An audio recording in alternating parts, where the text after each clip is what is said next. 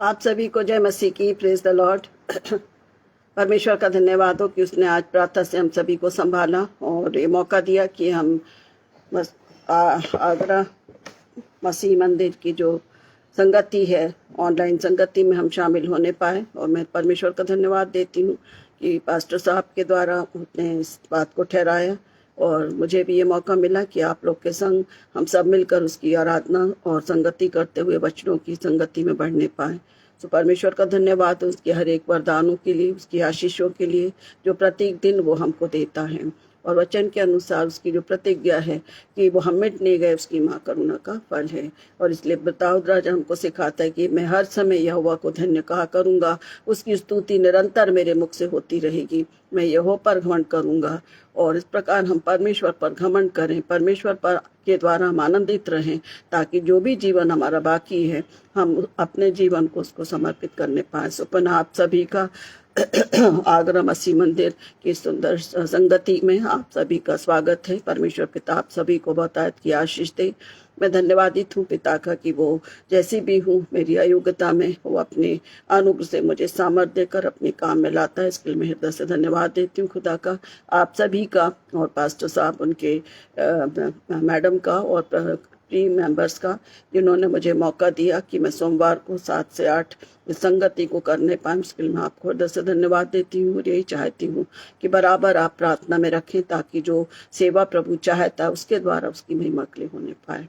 आप सभी को भी जो इस मीटिंग में जोड़ते हैं या बाद में मिलते हैं, आप सभी की प्रार्थनाओं के लिए भी मैं धन्यवाद देती हूँ, क्योंकि हमारे वचन, हमारा प्रभु कहता है कि हमको बराबर प्रार्थना में एक दूसरे को उठाना है। समय निकट है, बहुत सारी बातें हमारे सामने आती हैं, पर परमेश्वर का धन्यवाद हो कि वो अपने अनुग्रह से हमें उठाए चलता है। और मैं धन्यवाद देती हूँ परमेश्वर का कि आज जब हमने वचन को आरंभ किया था तो हमने इस बात पर मनन किया था, हमारा विषय जो था है वो था अनुग्रह। और अनुग्रह में हमने देखा कि किस प्रकार का अनुग्रह, जो परमेश्वर का अनुग्रह है, प्रभु यीशु मसीह के द्वारा जो अनुग्रह मिलता है, मनुष्यों के द्वारा, इस 3 पॉइंट को हमने मनन किया था। और उसके बाद हमने देखा था कि अनुग्रह, किस अनुग्रह से हमें कौन कौन सी बातों के द्वारा हमें अनुग्रह मिलता है। और परमेश्वर का धन्यवाद हो कि हमने पिछले सप्ताह तक हमने करीब 24 तक के जो वचन है, हमने 25 पॉइंट्स हमने सीख लिया है, हमने मनन किया है। और आज हम आखिरी 5 पॉइंट्स को देखेंगे, 26 से लेकर 30 तक। और मैं विश्वास करती हूँ कि जो आप लोग जब इसमें संगति में रहते हैं और हम आपस में वचनों को बांटते हैं जो प्रभु की ओर से है, तो मैं विश्वास करती हूँ, मुझे विश्वास है कि इन सब आशीषों के द्वारा जो हमने इस बात को सीखा है कि अनुग्रह के द्वारा हमको क्या क्या चीज़ें मिलती हैं। अनुग्रह हमारे लिए वो है जो परमेश्वर की क्या है, एक अपरंपारिक कृपा है, एक कृपा है जिसके द्वारा हम अभी तक जीवित हैं। और इन 25 बातों के द्वारा हम इस बात को सीख रहे हैं कि परमेश्वर का अनुग्रह मेरे और आपके लिए क्या है, बहुत आवश्यक है। तो परमेश्वर पिता का धन्यवाद हो। और हम अपने वचन को आरंभ करें, इससे पहले हम छोटी प्रार्थना करेंगे ताकि प्रभु की अगुवाई हमारे साथ होने पाए, प्रभु की उपस्थिति मेरे और आपके जीवन में हो, ताकि आज जो आखिरी 5 बातें हम सीख रहे हैं उनके द्वारा हम इस बात को समझ लें, इस बात को हम मान लें कि आज यदि हम जीवित हैं, आज यदि हम आशीषित हैं, आज यदि हम सुरक्षित हैं, तो केवल और केवल ही परमेश्वर का अनुग्रह है। तो प्रार्थना के साथ हम अपने आप को तैयार करेंगे।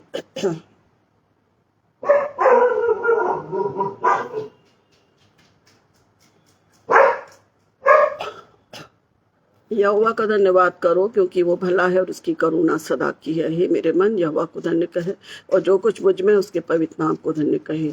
मेरे दयालु प्रेम पिता परमेश्वर, इस सुंदर रात संध्या के समय आपके पवित्र चरणों के पास आते हैं, धन्यवाद और धन्यवाद देते खुदा, क्योंकि आप धन्यवाद और स्तुति के अति योग मेरे जीवित सामर्थ्य पिता और पुत्र और पवित्र आत्मा है। धन्यवाद देते हैं प्रभु कि आपने हमसे प्रेम किया, और ऐसा प्रेम किया प्रभु कि आपने अपने पुत्र को हमारे लिए दिया पिता। धन्यवाद देते हैं प्रभु आपके उस अनुग्रह के लिए जिसके द्वारा आज तक हम जीवित हैं, आज तक हम आशीषित हैं। हमारे जीवन में ऐसी कोई भी खासियत नहीं है पिता कि हम आपके अनुग्रह को पाएं, पर आज के पिछले समयों में प्रभु आपने वचन के द्वारा हमें इस बात को सिखाया है कि आपका अनुग्रह हमारी दुर्बलता में, आपका अनुग्रह हमारी निर्बलता में हमारी सहायता करता है। मैं विश्वास करती हूँ प्रभु के इन वचनों के द्वारा आपने हम सभी से बातचीत की है, और आज जबकि हम आखिरी 5 पॉइंटों पर मनन करना चाहते हैं, मेरे खुदावंद हर एक को प्रभु अपनी सामर्थ से भरिए कि हम आपकी संगति में, आपकी अगुवाई में इन वचनों को समझ सकें, अपने आप को जान सकें। प्रभु जी ऐसा ना सोचें यदि आज मैं कुछ हूँ तो मेरे बल पर हूँ, नहीं पिता, इसके लिए क्षमा करना खुदा, क्योंकि आज यदि हम जो कुछ हैं वो आपके अनुग्रह से हैं, क्योंकि हमारी दुर्बलता में हमारे प्रभु का अनुग्रह हर एक पर है। इस बात पर हम इस बात को हम सीख रहे हैं और आपका आत्मा हमको सिखा रहा है पिता।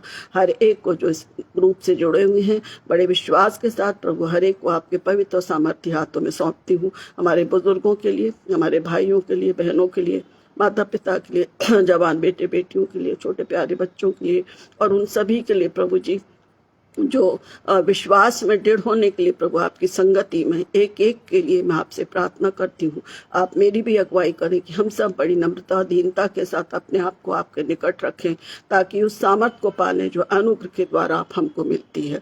आपने हमें सारी आशीषें दी हैं, पूरे सप्ताह में आपने हमें संभाला, और इस नए सप्ताह में भी आपने हमें प्रवेश करने का मौका दिया। इसके लिए आप हृदय से धन्यवाद देती हूँ और प्रार्थना करती हूँ प्रभु जी की नेटवर्क सिस्टम को भी आपके नियंत्रण रखें। मैं प्रार्थना करती हूँ हमारे आदरणीय पासवान अनुपम डेविड जी के लिए, उनकी पत्नी के लिए, और विशेषकर उन सभी के लिए जो इस ग्रुप में आपके वचनों को बांटते हैं, छोटे बड़े हर एक को प्रभु आशीष दीजिए, क्योंकि वचन के अनुसार आपने जो आपकी योजना के अनुसार ही प्रभु आप अपने बच्चों को, अपने लोगों को चुनते हैं कि हम वचन को बांट सकें। प्रभु हर एक को बहुतायत से आशीष देना, और जो जो वो देना है प्रभु हम आपके आने के लिए हम तैयार पाए जाएं। सारा दरमान आपको देती हूँ पिता, आपकी उपस्थिति हम सबके पास, हम सबके ऊपर रखना पिता, कि आज इस वचनों के द्वारा इस बात को मान लें प्रभु कि आपका अनुग्रह मेरे जीवन के लिए, हमारे जीवन के लिए बहुत है। यीशु के नाम में आमीन।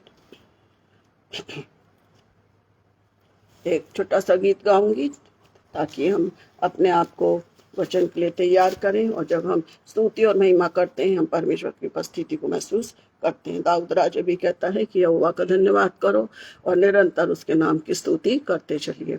तो मैं सोचती हूँ कि आप सभी को ये गीत आता होगा और आप लोग भी गाएं और हम परमेश्वर की स्तुति मिलकर करें, ताकि आगे के जो वचन हम मनन करना चाहते हैं उसकी हमें अगुवाई मिलने पाए। जो गीत जो मैं गाने जा रही हूँ प्रभु का धन्यवाद करूंगा। सभी कोई गाते हैं, हमारे ग्रुप में भी हम सभी इस ग्रुप में बराबर आगरा मसीह मंदिर के ग्रुप में हम बराबर इस गीत को गाते हैं। तो आप लोग सब अपने अपने जगहों पर गाना गाइए ताकि हम आत्मा में तैयार पाए जाएं। प्रभु का धन्यवाद करूंगा, उसकी संगति में सदा रहूंगा, साथ चलूंगा मैं जय जरूर पाऊंगा, साथ चलूंगा मैं जय जरूर पाऊंगा। प्रभु का धन्यवाद करूंगा, ना देगी मुझे दुनिया कभी भी कोई सुख और शांति आराम, ना देगी मुझे दुनिया कभी भी कोई सुख और शांति आराम।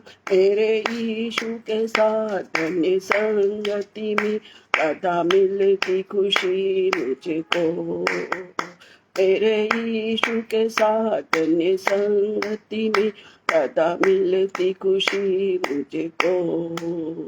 प्रभु का धन्यवाद करूंगा, उसकी संगति में सदा रहूंगा, साथ चलूंगा मैं जय जरूर पाऊंगा, साथ चलूंगा मैं जय जरूर पाऊंगा। प्रभु का धन्यवाद करूंगा। कितना अच्छा है वो, कितना धन्य है वो, यीशु ही मेरे जीवन का साथी। कितना अच्छा है वो, कितना धन्य है वो, यीशु ही मेरे जीवन का साथी।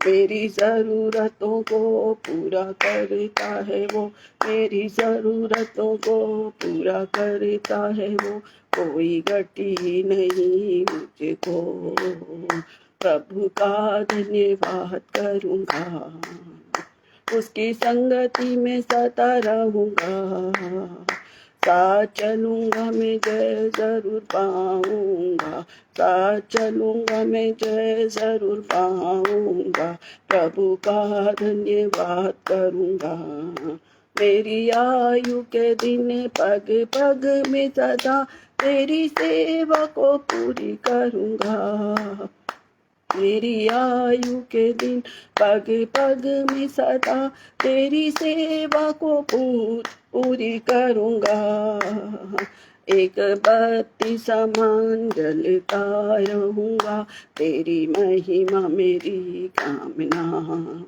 एक बत्ती समान जलता रहूँगा, तेरी महिमा मेरी कामना, प्रभु का धन्यवाद करूँगा, उसकी संगति में सदा रहूँगा, साथ चलूँगा मैं जय जरूर पाऊँगा, साथ चलूँगा मैं जय जरूर पाऊँगा, प्रभु का धन्यवाद करूँगा। सच में कितना अच्छा है वो मेरे जीवन का साथी, मेरी ज़रूरतों को पूरा करता है, कोई घटी मुझको नहीं होगी। धन्यवाद हो प्रभु का कि वो हमसे इतना प्रेम करता है और वो हमसे चाहता है कि हम उसका धन्यवाद करें। इसलिए दाऊद आज हमको सिखाता है कि यहोवा का धन्यवाद करो क्योंकि वो भला है। और पौलुस में प्रेरित क्या कहता है, प्रभु में सदा आनंदित रहो और उसका धन्यवाद करते रहो। परमेश्वर हमारे धन्यवाद को कबूल करे और हम कैसी सामर्थ्य दे कि आज हम उसके जो वचनों पर हम सीखना चाहते हैं उसकी आत्मा के द्वारा हम सीखने पाए। सुप्रियो, जैसा हमारा वचन था पिछले 5 और 6 समयों में हम इस पर मनन कर रहे थे। दूसरा कुरिन्थियों 12 और उसका 9वां पद, जहाँ इस प्रकार से लिखा है, पर उसने मुझसे कहा, यीशु ने पौलुस पर इस बात से कहा, पर उसने मुझसे कहा, मेरा अनुग्रह तेरे लिए बहुत है, मेरा अनुग्रह तेरे लिए बहुत है, क्योंकि मेरी सामर्थ निर्बलता में सिद्ध होती है। इसलिए पौलुस प्रिंस इस बात को कहता है, मैं बड़े आनंद से अपनी निर्बलताओं पर घमंड करूंगा कि मसीह की सामर्थ मुझ पर छाया करती रहे। परमेश्वर इन वचनों पर आशीष दे और जो वचन के पॉइंट्स हम सीखें आज के दिन में, जो कि हम आखिरी पॉइंट्स हम सीख रहे हैं, उसके द्वारा परमेश्वर हम सबकी अगुवाई करें, हम अपने आप को जांचें कि आज हम प्रभु के अनुग्रह में हैं या नहीं है। तो पहली बात जो हम सीखेंगे वो है, सच्ची सेवा करने में सहायता देता है। परमेश्वर का अनुग्रह यदि हमारे जीवन में है तो वो सच्ची कब उत्पन्न होगा, कब हमारे जीवन में अनुग्रह उत्पन्न होगा, जब सच्ची सेवा करने के लिए हम अपने आप को तैयार करेंगे। यूं बोलिए कि जब हमारे जीवन में परमेश्वर का अनुग्रह महसूस करते हैं, जैसे पौलुस कहता है कि मेरी दुर्बलता में उसने उत्तर दिया कि उसने मुझसे कहा, मेरा अनुग्रह तेरे लिए बहुत है, क्योंकि मेरी सामर्थ निर्बलता में सिद्ध होती है। इस पूरे वचन में, पूरे समय में जितनी बार भी इस वचन पर जो हम रेगुलर एक स्टडी कर रहे हैं, हमको निर्बल पात्र बनना है। यदि हम निर्बल हैं तभी परमेश्वर की सामर्थ हमारे जीवन में काम करेगी। ये सांसारिक जीवन की बात नहीं है, आत्मिक जीवन की बात है कि हम कभी भी, मैं नहीं बोल सकती कि मैं कभी पक्की बनूंगी, परंतु मैं इतना, मेरे को प्रभु ने मुझे वो इतना सहायता दिया, मुझे सिखाया है कि जब मैं निर्बल होती हूँ प्रभु मुझे बल देता है, मुझे अनुग्रह देता है, और उस अनुग्रह से प्रभु जो भी उसकी योजना उसके अनुसार, मैं नहीं जानती, पर प्रभु अपनी योजना के अनुसार मुझे तैयार करता है। बहुत लोगों को जो इस पेज से जुड़े हुए हैं, हमारे पास्टर साहब हैं, मैडम है, हर एक को उसने जोड़ा है, क्योंकि उसके लिए हमें नम्र बनना जरूरी है। और जैसा हम जानते हैं कि हमारे प्रभु ने, जो परमेश्वर का इकलौता पुत्र था, वो भी क्या कहा, नम्र और दीन बना हुआ। कहीं क्रोधित होने वाली बात नहीं थी, क्रोधित होने या गुस्सा होने वाली बात नहीं थी। प्रभु ने जब से, प्रभु यीशु मसीह ने जब शैतान ने उसकी परीक्षा ली और जब वो प्रभु की अपने परमेश्वर पिता के काम को आरंभ किया, हम देखते हैं कि वो नम्रता और दीनता के साथ बना रहा। और इसलिए पौलुस प्रेरित, इसलिए प्रभु यीशु मसीह इस बात को कहता है कि क्योंकि मेरा अनुग्रह तेरे लिए बहुत है, क्योंकि मेरी सामर्थ निर्बलता में सिद्ध होती है। क्योंकि उसने अपने पिता को, उस पिता की सामर्थ से हम सब के लिए उन तकलीफों को सहा जो मेरे और आपके गुनाहों के कारण थी। तो हम इस बात को स्मरण रखें कि मेरे प्रभु ने सब कुछ मेरे लिए किया और आज वो अनुग्रह हमको भी देना चाहता है। इसमें का जो पहला पॉइंट है 5 पॉइंट 26, 27, 28 और 29, 30 आखिरी है ये। तो जो पहला पॉइंट है वो है सच्ची सेवा करने में सहायता देता है। सच्ची सेवा करने में सहायता। कौन सी सच्ची सेवा?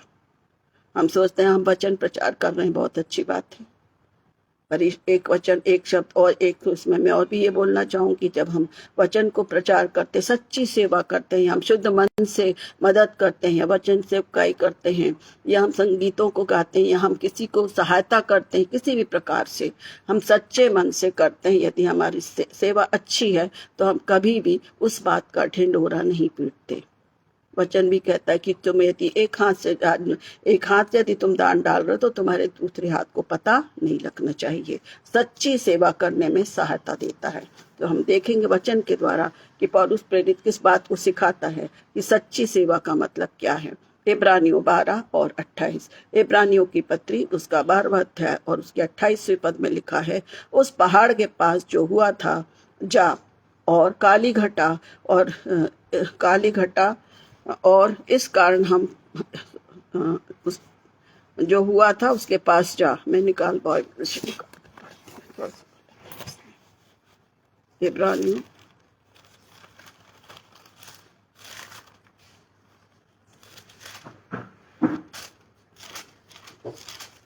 इब्रानियों 12 और 28, इसमें इस प्रकार से लिखा हुआ है, इस कारण हम इस राज्य को जो पाकर जो हिलने का नहीं कृतज्ञ हों और भक्ति और भय सहित परमेश्वर की ऐसी आराधना करें जिससे वो प्रसन्न होता है, क्योंकि हमारा परमेश्वर भस्म करने वाली आग है। इब्रानियों 12 और उसका 28 में लिखा है। उसके पहले एक शब्द, एक और वचन है जो मैं पढ़ना चाहूंगी। इस प्रकार से इसमें लिखा है कि और यह वाक्य एक बार फिर इस बात को प्रकट करता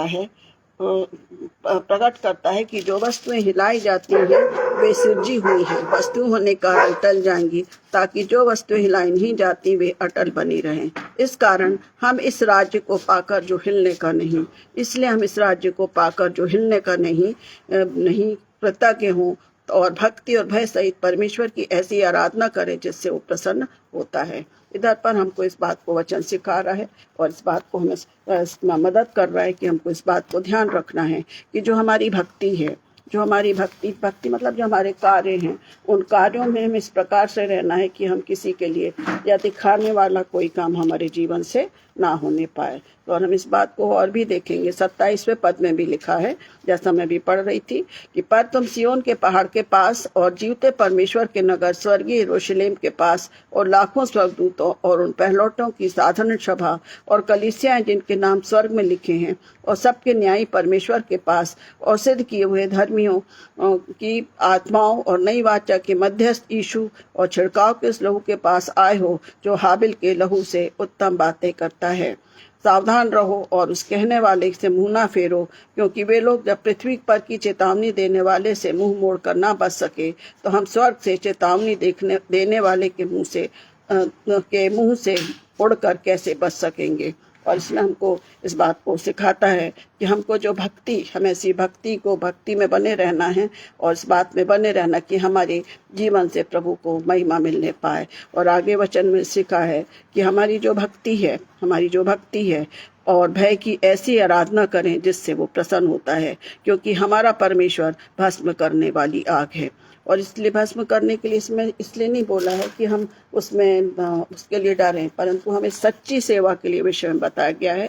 और सच्ची सेवा के लिए सिर्फ यही वचन हमारे लिए है जिसमें लिखा हुआ है कि और भक्ति और भय सहित परमेश्वर की ऐसी आराधना करें जिससे वो प्रसन्न होता है। सच्ची सेवा के लिए जरूरी है कि हम आराधना भय सहित परमेश्वर की आराधना स्तुति और महिमा करें। क्यों भय सहित करना है? क्योंकि यहोवा का भय मानना ही बुद्धि का मूल है। वो परमेश्वर ऐसा है जिसने अपने पुत्र को दिया है। हम अपने प्रियों से आदर मान जिससे हम करते हैं उससे हम डरते हैं। ऐसा नहीं कि कोई डरने वाली बात हो, पर एक रिस्पेक्टेबल जो डर होता है, जैसे रिस्पेक्टेबल फियर जो होता है, वो हमको हमेशा आदर मान के रूप में हम उसको देते हैं। और इब्रानियों की पत्री इस बात को सिखा रही है कि जो राज्य परमेश्वर ने हमें दिया है, हमको कृतज्ञता, हम उसके लिए वो जो हिलने का नहीं है, परंतु हमें क्या करना है? कृतज्ञ होना है और भक्ति और भय की ऐसी आराधना करना है जिससे वो प्रसन्न हो, क्योंकि वो हमारे कौन है, हमारा परमेश्वर, भस्म करने वाली बात है। यहाँ पर बताने का मतलब ये है कि सच्ची सेवा यदि हम करते हैं तो हमारे जीवनों में परमेश्वर का भय होना चाहिए। पहली बात, परमेश्वर का भय होना चाहिए। और जब हम उसकी भक्ति करते हैं, उसकी आराधना स्तुति महिमा करते हैं, जब हमारे मन में परमेश्वर के प्रति प्रेम है तो हम उत्साहित होकर, हम आनंदित होकर उस आत्मा से भरकर हम उसकी आराधना स्तुति महिमा करने पाते हैं। और जब हम उसकी आराधना स्तुति महिमा करते हैं प्रियो, मैं विश्वास करती हूँ कि जब हम आराधना स्तुति करते हैं, परमेश्वर की सामर्थ, परमेश्वर हमारे मन को उभारता है, हमको खुशी से भर देता है, हमारे मन से वो जो डर है वो दूर होता है और हम उस काम के लिए तैयार हो जाते हैं जिसके लिए प्रभु हमारे को तैयार करता है। इसलिए हम देखते हैं कि जो भी आराधना, जो भी संगति हम करते हैं, उसमें पहले हम स्तुति आराधना करते हैं ताकि हम अपने गलों को खोलें, परमेश्वर का धन्यवाद करें और परमेश्वर उस समय उन बातों को हमारे जीवन में, हमारे मन में प्रकट करता है, उन बातों को सीखने में वो हमारी अगुवाई करता है। तो सच्ची सेवा के विषय में यदि हम सच्ची सेवा को लेते हैं तो हम परमेश्वर की आराधना स्तुति करते हुए जब हम कोई भी सेवाओं को करते हैं वो आशीष में होती है। और इसलिए है कि वो सच्ची सेवा करने के द्वारा परमेश्वर का अनुग्रह मुझे और आपको मिलता है, क्योंकि हम इन वचनों को सीख रहे हैं। यदि हम सच्ची सेवा कर रहे हैं, परमेश्वर की आराधना स्तुति करते हैं, तो परमेश्वर का अनुग्रह हम पर होता है और हम और भी अधिक उसमें बढ़ते हैं। अब ये बात भी हो सकती है कि सेवा करने का मतलब ये सिर्फ हम ये ना सोच लें, जैसे मैं आपसे बोल रही हूँ कि स्तुति आराधना हमारे लिए जरूरी है, वो सेवा है। परमेश्वर को पहले हम अपने मन को तैयार करते हैं, हम अपने आप को मेंटली प्रिपेयर करते हैं कि हम प्रभु की संगति में बैठे हो। जब हम उन स्तुति आराधना के द्वारा हम तैयार हो जाते हैं, तब हम अपने आप को प्रभु के हाथों में सौंपते हैं। परमेश्वर का आत्मा मेरे और आपके जीवन में काम करता है। तब वो जो चाहे वचन की सेवकाई हो, चाहे वो गीतों को गाना हो या किसी को समझाना हो, वो सब आत्मा से भरकर हम उस काम को हम करते हैं। जैसे किसी भी घर में यदि कोई व्यक्ति बीमार है, हम हर एक जने प्रयास करते हैं कि जितने भी हम सब इकट्ठे होते हैं, हम प्रार्थना करते हैं, कुछ साधारण बातों को करते हैं, छोटे से कोरस को गाते हैं कि एक संगति होती है, हम उस आत्मा से भरते हैं और जिसके द्वारा प्रार्थना की जाती है, परमेश्वर उसके बीच में वो सच्ची सेवा परमेश्वर की सामर्थ से भरकर उस व्यक्ति के लिए जो बीमार है या किसी कठिनाइयों में है, जब वो प्रार्थना करते हैं हम सब मिलकर, वो उस सच्ची सेवा से परमेश्वर प्रसन्न होता है। मतलब दिखावे की स्थिति नहीं है। यदि हमने किसी बीमार की मदद कर दिया, उसको अस्पताल तक पहुंचा दिया या कोई भूखे को खाना दे दिया, ये सब छोटी अच्छी बातें हैं, बहुत सब अच्छी बातें हैं, परंतु आत्मिक जीवन में हमको सच्ची सेवा करने का मतलब है कि हम अपने जीवन से गवाही का कारण हों। यदि मैं वचन बांट रही हूँ और मेरे जीवन में ही वो वचन का प्रभाव नहीं है, मेरे स्वभाव में वो वचन नहीं है प्रियो, तो ये सच्ची सेवा नहीं है, ये दिखावटी सेवा कहलाएगी। इस बात के लिए शैतान हमको बहुत तरीके से, अपने तरीके से वो काम करता है, पर धन्यवाद हो कि परमेश्वर पर चरण होने की सामर्थ्य देता है। इसी के आगे है सच्ची सेवा करने में सहायता देता है। यदि हम वचन को बांटते हैं तो उससे हमें सहायता मिलती है। जब हम मन से तैयार हैं, कोई प्रेशर नहीं कि आज मुझे बोलना मतलब बोलना ही है, ऐसा नहीं है। इसके लिए परमेश्वर से सहायता मांगते हैं।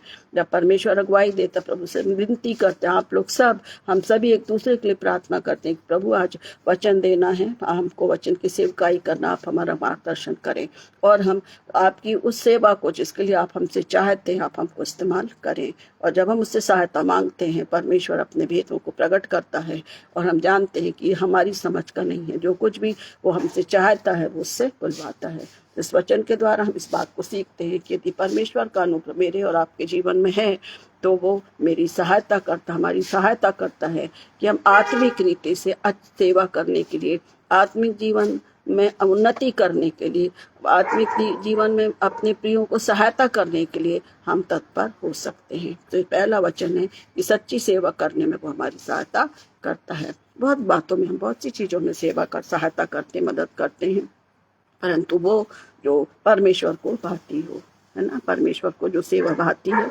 परमेश्वर को जो काम भाते हैं, उसको ही वो हमको उभारता है जब हम उससे सहायता लेते हैं। दूसरी बात है बहुतायत में होता है। बहुतायत हमको थोड़ा सा नहीं मिलता, क्या होता है, बहुतायत से हमको मिलता है, जो हमको मिलता है। पहला तीमुथियुस 1:14, पहला तीमुथियुस 1:14 में लिखा हुआ है, और हमारे प्रभु का अनुग्रह उस विश्वास और प्रेम के साथ जो मसीह में है बहुतायत से हुआ है।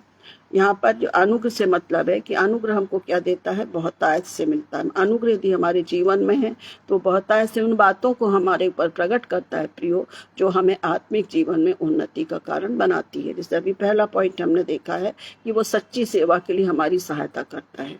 सांसारिक सेवा अलग चीज है, आत्मिक सेवा में संगति करना वो अलग चीज है।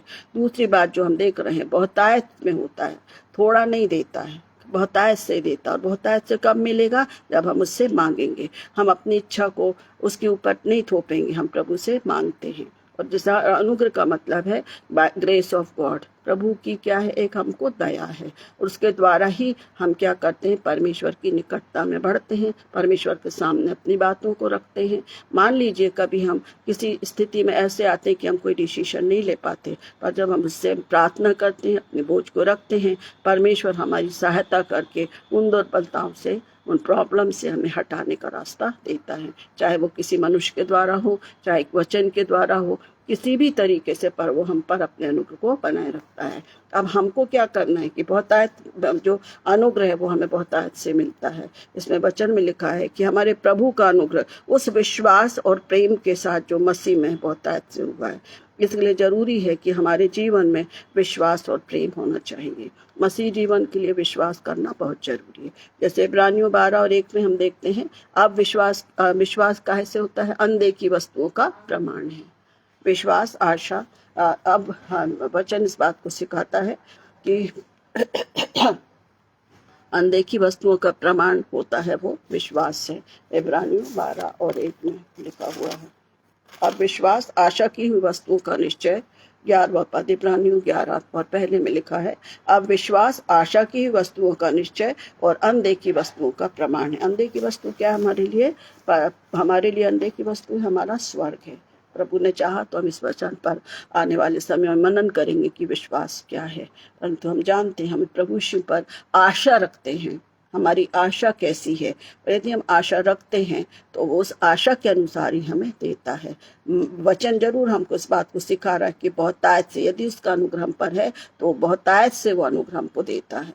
अब इसमें हमारी ड्यूटी क्या है कि हम मांगेंगे, हम प्रभु हमको देना चाहता, पर हम अपने हिसाब से उससे बोलते हैं। हम अपने हिसाब से बोलते हैं कि प्रभु जी आप हमारी सहायता करें, या हम अपने बच्चों के लिए, या हम अपने जॉब के लिए, हर एक कामों के लिए हम मांगते हैं। परंतु हम इस बात को भूल जाते हैं प्रियो कि प्रभु आप मेरी अगुवाई करें कि मैं आपकी निकटता में बढ़ूं, प्रभु मैं आपकी संगति में बढ़ूं। दुख आते हैं, परेशानियां आती हैं, उसमें हम कुड़कुड़ाते हैं। हम ऐसा नहीं करना है, क्योंकि बार बार इस बात को मैं कह रही हूँ कि हमारे उसके अनुग्रह से ही आज तक हम क्या हैं, जीवित है। और वो अनुग्रह हमारे लिए क्या है, बहुतायत से देता है। हमको शांति चाहिए, हमको आनंद चाहिए, हम सांसारिक बातों की ओर मन लगाते हैं, पर यदि हम प्रभु के निकट लाते हैं, क्योंकि हमें विश्वास है, यदि विश्वास है तो प्रभु हमारे विश्वास की बढ़ोतरी करेगा। अरे प्रभु हमने तो आपसे थोड़ा मांगा था, परंतु आपने ज्यादा दिया, क्योंकि वचन कहता है तुम्हारे मांगने से पहले वो देने के लिए तैयार रहता है। ऐसा अनुग्रहकारी प्रभु मेरा और आपका है। इस वचन में हमें बने रहना है, और जैसा वचन हमको सिखाता है कि उस विश्वास और प्रेम के साथ जो मसीह में है, बहुतायत से क्या होता है, बहुतायत से हुआ है। किसको, पौलुस पर इस बात को हमें सिखा रहा है। तो हमारे लिए अनुग्रह कब है, जब हम विश्वास में, परमेश्वर के प्रेम में, प्रभु यीशु मसीह के प्रेम में हम बढ़ते जाएंगे। और जब बढ़ेंगे तब वो आत्मिक बातें बहुतायत से, आत्मिक जीवन में बहुतायत से हमको सामर्थ्य देगा, आशीष देगा, ताकि हम उसके नाम की गवाही का कारण होने पाए। तीसरी बात जो है, आशा लाता है, आशा लाता है। 2 थिस्सलुनीकियों 2:16। पहला हमने देखा सच्ची सेवा करने में सेवा करता है। दूसरी बात वो बताता है कि बहुतायत से, जो बहुतायत में होता है, मतलब हमारा प्रभु का अनुग्रह जिसमें हम विश्वास करते हैं, प्रेम में बने रहते हैं, तो बहुतायत से उस अनुग्रह को हम पर प्रकट करता है। और तीसरी बात हम देख रहे हैं कि वो आशा लाता है। जैसे अभी मैंने आपको बताया कि विश्वास की परिभाषा में है कि विश्वास आशा की हुई वस्तुओं का निश्चय है। हम विश्वास से एक देश देखते हैं, हमें गाना गाते हैं, हम विश्वास से एक देश देखते हैं, कौन सा, स्वर्ग।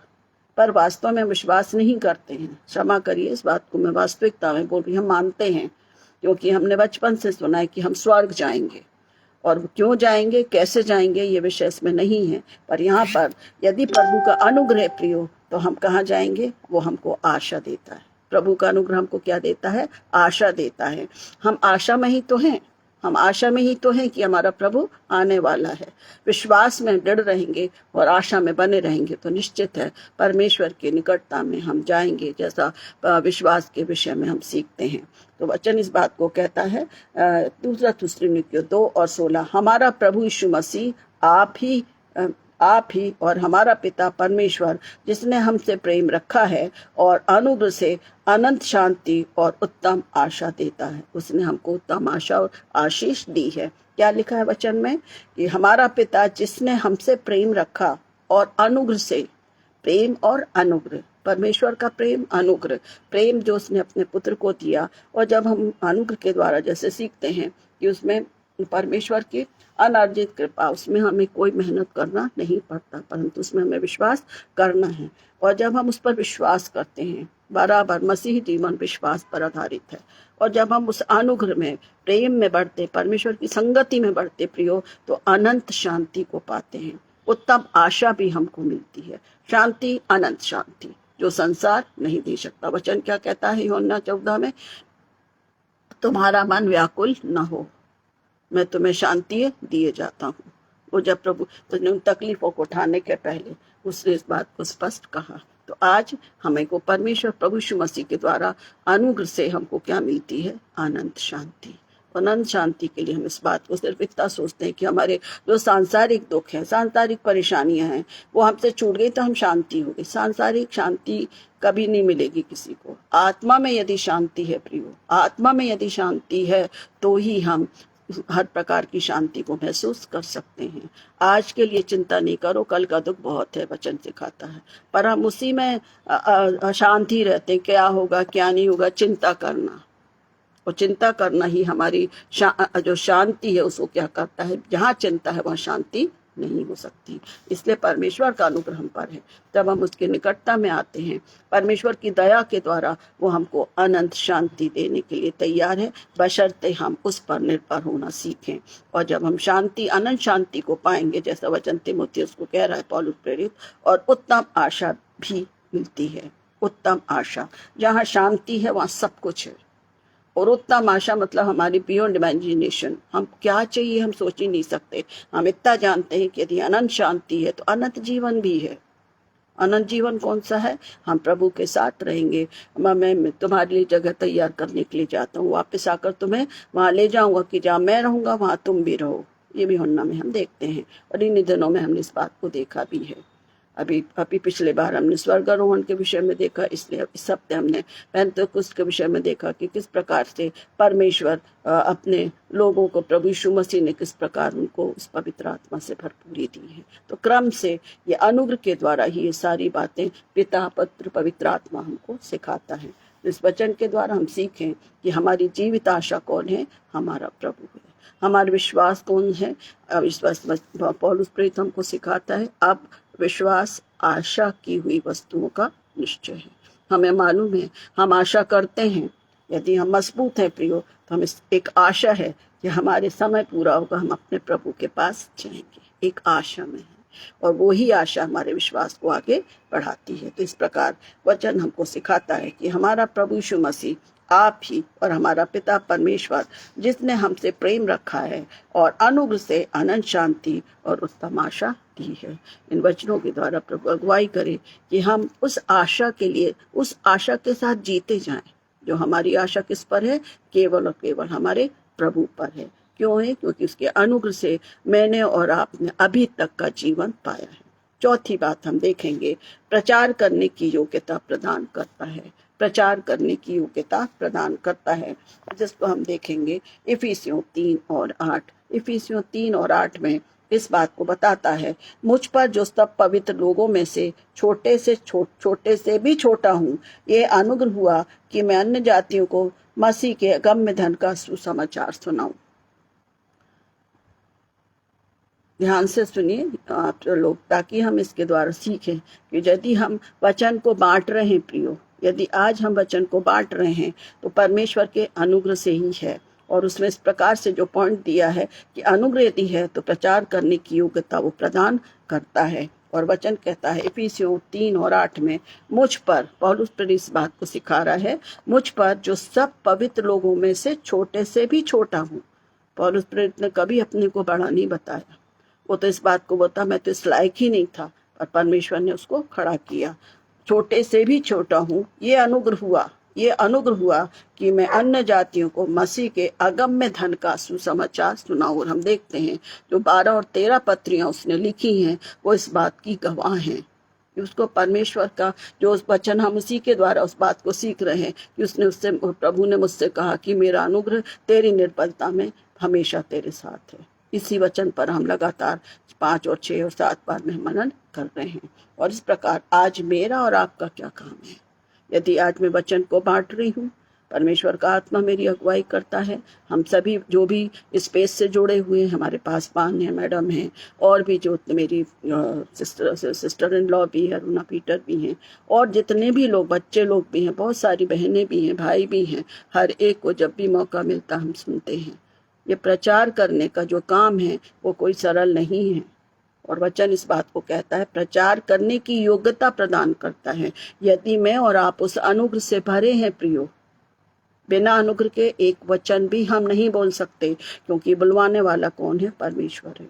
हम नहीं समझ पाते, हम तैयारी कुछ करते हैं और वचन प्रभु हमसे जो वो चाहता है हमसे बुलवाता है। परमेश्वर का धन्यवाद हो, क्योंकि हम सभी प्रार्थना में एक दूसरे को उठाते हैं कि प्रभु आज हम वचन को आप चाहते हैं कि हम बांटें, आपकी अगुवाई हमें दीजिए। और वो अनुग्रह से हमारी सहायता और मदद करता है। इसलिए वो कहता है कि उसने अन्य जातियों में, हम तो अपने ही लोगों में प्रचार कर रहे हैं, हो सकता है कुछ लोग अन्य जाति के होंगे, पर हम तो अपने लोगों के बीच में ही प्रचार करें जो ऑलरेडी सब कुछ जानते हैं, सब कुछ जानते हैं, A to Z, उत्पत्ति से प्रकाशित वाक्य, सब कुछ बहुत अच्छे से। प्रभु जिसको जैसी सहायता करता है उस वचन को बांटते हैं, आत्मा में भरते हैं, क्योंकि हमको मौका मिला है कि जो कुछ यदि मैंने सीखा है, जो कुछ प्रभु ने मिलता है, यदि मैं बांटती हूँ, परमेश्वर चाहता है कि उसको हम अपने तक ना रखें। इसलिए वो कहता मसीह के अगम्य धन का सुसमाचार सुनाओ। तो आप सभी जो स्पेस से जुड़े हुए हैं, वचन को सुनते हैं, वचन को बांटते हैं, परमेश्वर ने हम सभी को क्या दिया है? अगम्य धन दिया है। किसके द्वारा दिया है? अनुग्रह के द्वारा। और उस अनुग्रह के द्वारा ही हम अपनी दीनहीन स्थिति जो भी हो, या हमारी कम बुद्धि हो, या हम नहीं समझते, पर इस अगम्य धन के अनुसार प्रभु हमको और आपको काम में ला रहा है कि हम उसके वचन को आपस में एक दूसरे से बांटें। और जब हम इन वचनों को बांटते हैं, प्रभु अपने काम को करता है, प्रभु अपने काम को करता है। तो इस वचन के द्वारा हम अपने आप को तैयार रखें। हमेशा जो कुछ प्रभु ने मुझे दिया, जो कुछ प्रभु ने मुझे सिखाया है, उसको हमको बांटना है, क्योंकि वचन कहता है कि ये अनुग्रह हुआ। पौलुस प्रेरित कहता है, या हम भी इस बात को कह सकते हैं कि अनुग्रह हुआ कि मैं अन्य जातियों को मसीह के अगम्य धन का सुसमाचार सुनाऊं। हम कोशिश करते हैं अपने उन प्रियों के बीच में जो जब हम कोई और भी लोग हैं जो प्रभु को नहीं जानते, हम कोशिश करते हैं कि उन बातों को बांटें। ये हमारा काम है, ये प्रभु ने हमें सौंपा है। जैसे हमने पिछली बार वचन में देखा था कि जब प्रभु यीशु मसीह का स्वर्गारोहण होता, उसने बोला था जाओ और जो जो बातें मैंने तुम्हें मानना सिखाई हैं उनको सिखाओ, उनको बताओ, और देखो जगत के अंत तक सदैव मैं तुम्हारे साथ हूँ। ये प्रभु का अनुग्रह मेरे और आपके लिए है प्रियो। 5वीं और अंतिम बात है, जीवनों को बचाता है, जीवनों को बचाता है। अभी तक हमने 4 बातों को सीखा है। सच्ची सेवा करने में सहायता करता है। अनुग्रह से जो चीजें मिलती हैं, जो हमने 1 से लेकर 30 तक है, जो हमारे पॉइंट्स थे, उसमें आज हम 26 में देखें कि सच्ची सेवा करने में वो क्या करता है? सहायता करता है। दूसरी बात हमें देखते हैं कि वो बहुतायत में होता है। जो कुछ वो हमें बताता है, जो कुछ हमें सिखाता है, वो बहुतायत से वो हमको सिखाता है और बताता है, आशा लाता है। ये हमारा काम है कि हमें उस पर आशा रखना है। चौथी बात है कि प्रचार करने की योग्यता प्रदान करता है। पौलुस प्रेरित हर जगह इस बात को बताता है कि मैं इस लायक नहीं हूं कि मैं कुछ हूं, परंतु उस वचन को कहता है कि परमेश्वर की सामर्थ में निर्बलता में मेरी अगुवाई करती। इसलिए बड़े घमंड के साथ क्या करता है? वो वचन में कहता है कि मैं बड़े घमंड के साथ क्या करूंगा? उसके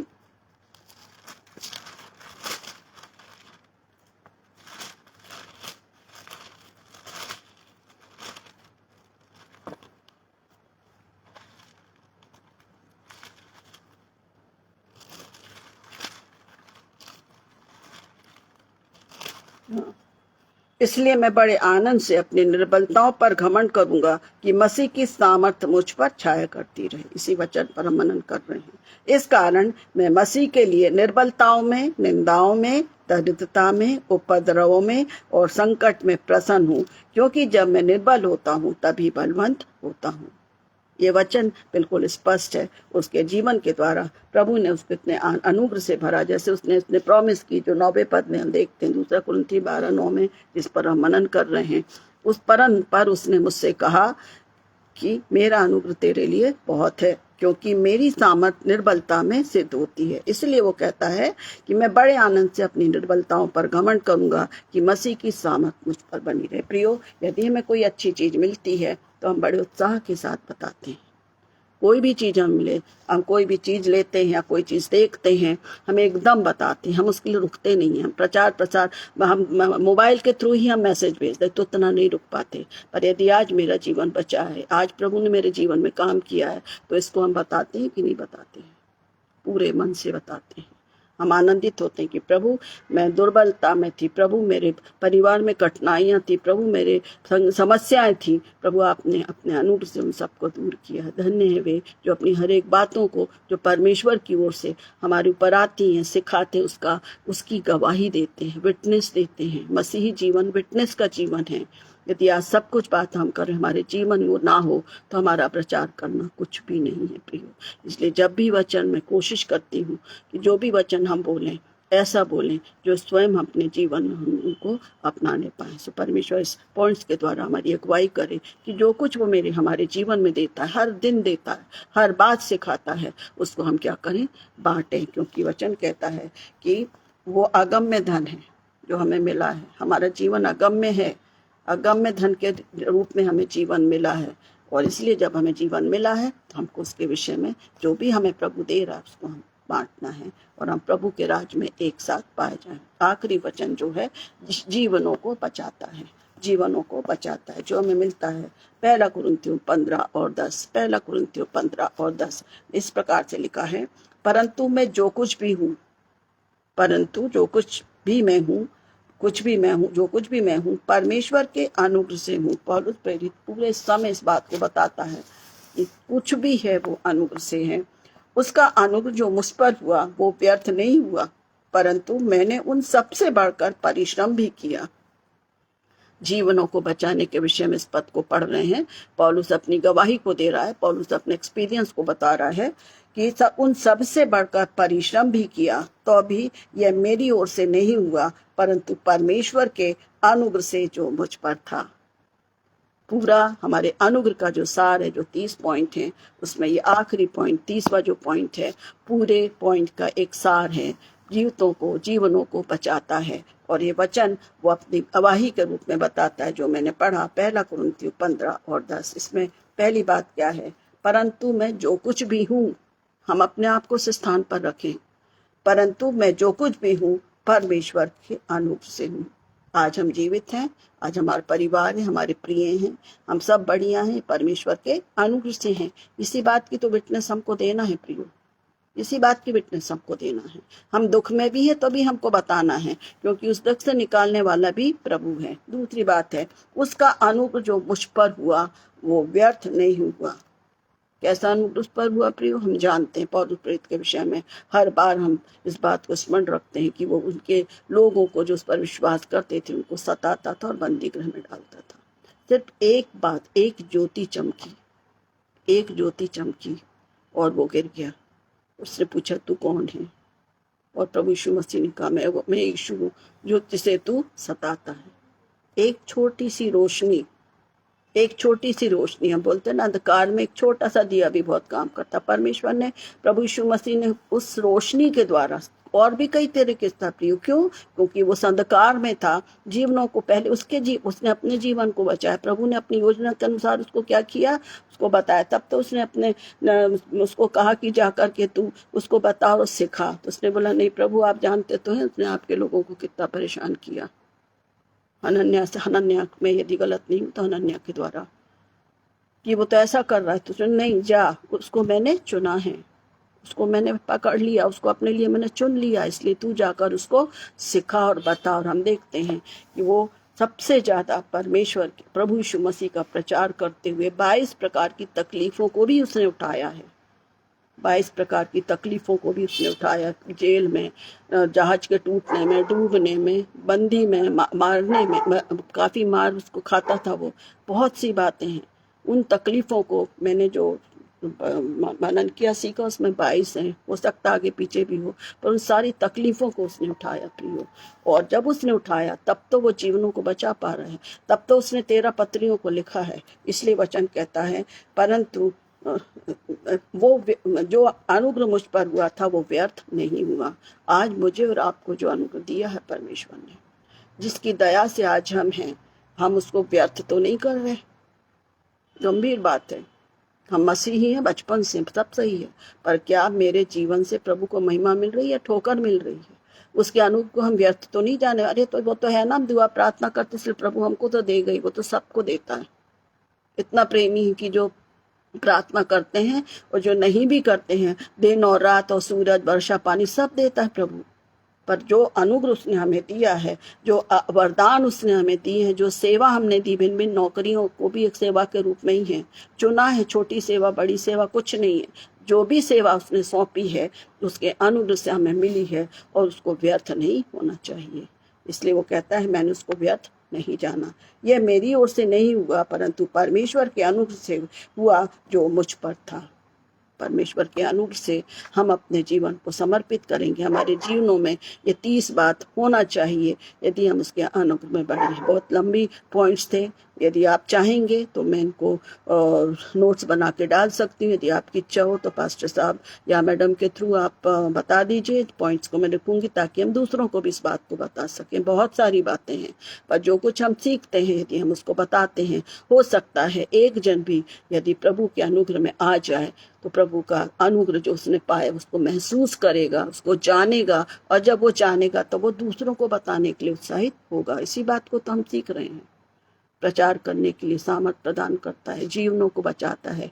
यदि मैं बच गई हूँ तो मैं भी दूसरों को ही बताऊंगी इन संगतियों में ना रहें। यदि मुझे कोई तकलीफ होती है सांसारिक रीति से, यदि मेरे ही समान किसी को होती है, हम फट से बोलते हैं बहन ऐसा नहीं, आप फलाने डॉक्टर से दिखा लीजिए। यदि कोई और प्रॉब्लम है उस भाई प्रार्थना कर लें, हम चलिए हम मिलकर प्रार्थना करें। जो कुछ हमारे जीवन में घटता है हम एक दूसरे को क्या करते हैं, बताते और सिखाते हैं।